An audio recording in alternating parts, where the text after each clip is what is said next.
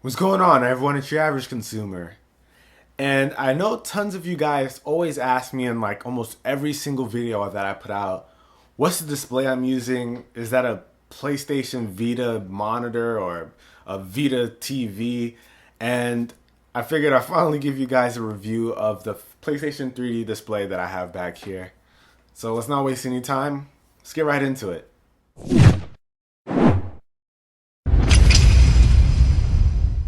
And alright guys, here we have the PlayStation 3D display. And this is probably one of the best looking displays that I've seen in quite some time. It's actually my favorite looking display. It's got a very similar look to the PlayStation Vita or PSP with the curved edges, with the curved speakers. So that's really nice. It's not your regular rectangular look. So it's kind of outside of the box, no pun intended, and it looks really nice in my opinion. It's got the really nice sleek black design. It's very thin, like an LED TV is. It's very thin. It's just a beauty to look at. Anyone who's come across my TV and take a good look at it always says the same thing, like, wow, that thing is gorgeous. So it's definitely a beaut. I absolutely love the design of this display 100%. There are some flaws with the display though. It is very beautiful and nice to look at, but it is a shiny display, or a glossy display rather, and that can be a little troublesome at some points when you're playing and you're in a well-lit room or you've got a lot of sunlight or whatever. It can be pretty reflective.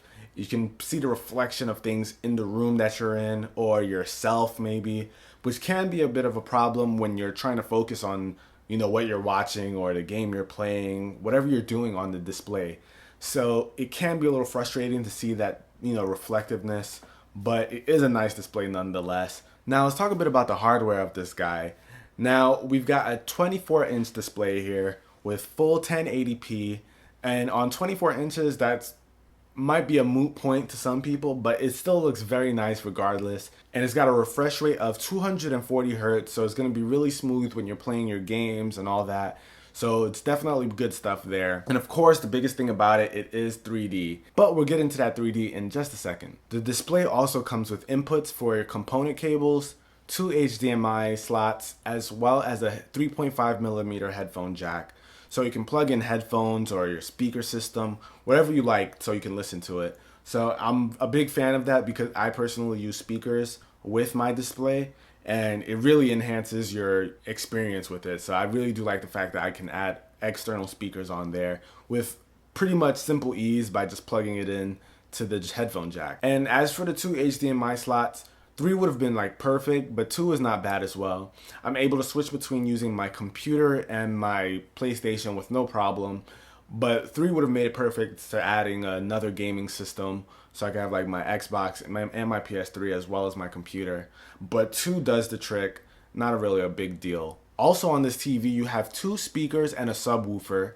Now the sound quality on this isn't extremely great. I know the subwoofer is like a really big deal considering it's a subwoofer in a television or display rather. And that's cool and all, but it doesn't sound as great as you might think with a subwoofer in it. It just sounds pretty alright. Nothing to run home about. It's pretty regular stuff. But it will satisfy the needs for anyone who, wants to listen directly from the display. Alright, so now that we've talked about the hardware a bit, let's talk about some of the things that you get inside the box when you actually purchase this. Of course, you're going to get the 3D display. You'll also get an HDMI cable that has the PlayStation logo, so that's pretty cool. And it's about like a 6-foot cable, so you don't get crazy length from it, but it definitely does the trick. So it comes with that, and it also comes with a pair of 3D glasses. So with this, you're going to be able to check out all the 3D content and have fun with all that. And with the 3D glasses, it's pretty cool because it has up to 30 hours of battery life on a full charge. So definitely no worries about having to charge these all the time. And it's also pretty cool because the 3D glasses, the way they're shaped, they're pretty large. So those of you who do wear normal glasses, you'll be able to throw these on top of that without any real problem.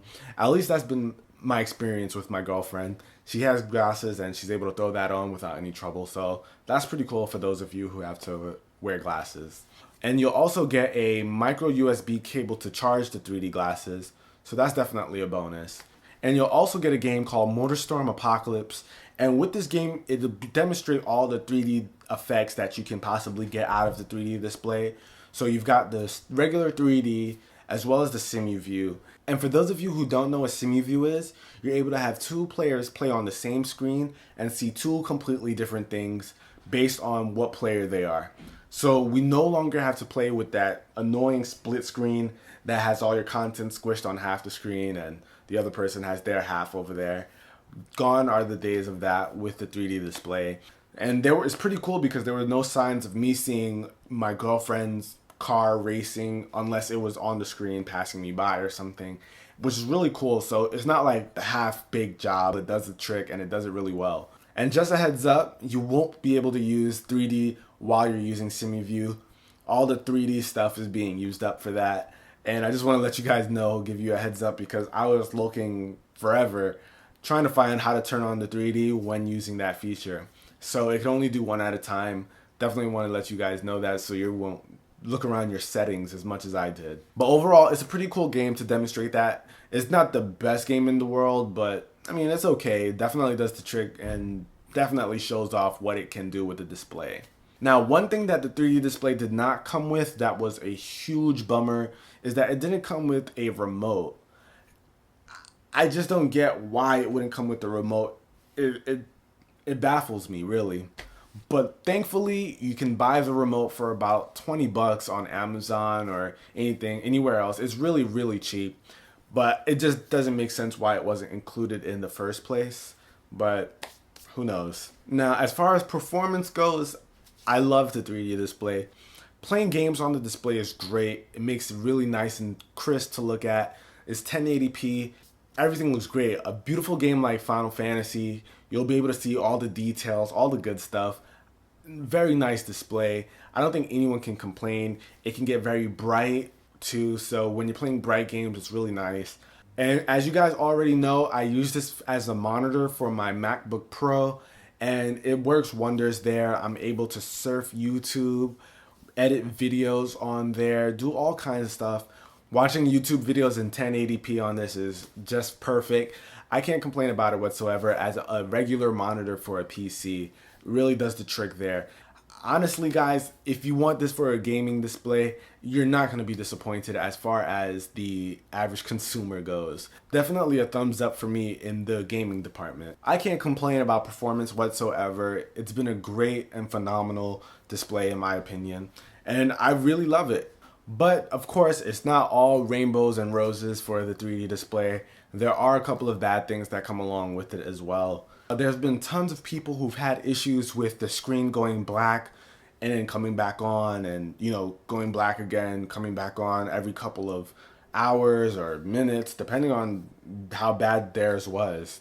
Now, I actually ran into one of these issues before myself, and then I had to exchange it. But you have to be careful of that because I'm not sure what causes it, if it's overworked or what. But you really want to make sure that you get a fully functional unit, one that doesn't show any signs of, those kinds of issues as far as the screen blacking out and coming back on. I would definitely return it if you run into that because it's just going to keep happening and happening. I wouldn't risk it. But luckily, I always purchase insurance from Best Buy when I'm purchasing a TV or headphones or something like that. Just in case anything goes wrong, I know I can come back and switch it out. Now, I do that for, items like headphones and TVs because those can break on you. And I figured why not just pay the insurance and I'm able to swap it out. And I already told you guys about the reflectiveness. That can definitely be an issue as well. And one of the other cons that I have with this display is that the buttons are actually in the back of it. So you have to kind of feel out in the back what button you're pressing, and you have to kind of get to know where the buttons are when you're first pressing them because there's no indicator in the front or anywhere that will tell you which button you're about to press. Once you do press it though, there is something that comes on the screen so you kind of have an idea, but there's no guide in the front of the actual panel that'll let you know. So that can be a little troublesome at first, can be a little annoying, and it takes some getting used to. Now, the last issue that I have with this is that, of course, even though it's a beautiful display and it's very thin, it's super thin because it's LED, but it doesn't have anywhere for you to mount it. So you're not going to be able to throw this on with a standard mount. I think maybe you can possibly make one. I don't know if there's any way you can do that, but there's no regular way to just go ahead and mount this onto a wall or anything like that. But it's not technically a TV, so I don't think that's probably why there's no wall mount or anything like that for it. But overall, I really do love the display. And what's great about the display, guys, is that you get a ton of different places with huge deals. Amazon sells this for like half the price, that's like $250 or something like that. So there are tons of deals out there for this, guys. Just do a little hunting and you'll get great deals. Just make sure that you can get insurance with it though. I don't know how much warranty covers from Sony, but if you get insurance from one of these stores like GameStop or Best Buy, you'll have no issues if you run into any problems. I think it retails for about $500 normally, but I haven't seen it at that price for ages. But pretty much that wraps it up, guys. I definitely recommend this unless you have a really well lit room that is really bright, because you will see those reflections. But other than that, I fully recommend this display. It's amazing. It works well with my computer, works well with my gaming systems. It just does everything I need it to, and I fully recommend it. And that's about it for this review, guys. Hopefully you enjoyed it, and I'll see you guys in the next video. Till then, it's your average consumer. Until next video, guys. Peace.